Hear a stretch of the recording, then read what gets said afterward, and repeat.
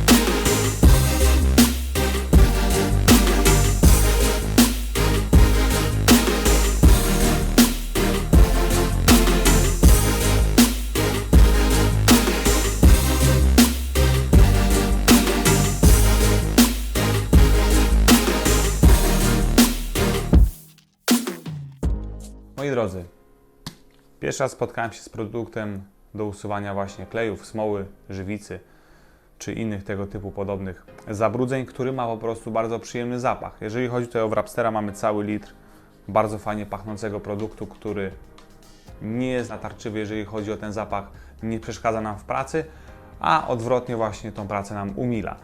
Jego działanie jest praktycznie natychmiastowe, ponieważ spryskujemy sobie i możemy zauważyć, że po kilku sekundach te małe kropeczki tam, co pozostały od smoły tam czy asfaltu na chociażby naszych felgach, po prostu zaczynają się topić. Tutaj produktowi oczywiście możecie pomóc też pędzelkiem, zrobi to na pewno robotę, będzie troszeczkę szybciej. Jest on trochę wodnisty, ale tutaj sobie spokojnie pracuje, nawet po wypłukaniu czasami widać, że trzeba jeszcze poprawić, bo gdzieś tam te fragmenty się po prostu topią. Także moi drodzy, firma WRAPSTER, ja polecam osobiście cały litr. Cena też oczywiście jest nie za wysoka, nie wygórowana. Sprawdźcie sobie sami i widzimy się w kolejnych materiałach. Na razie.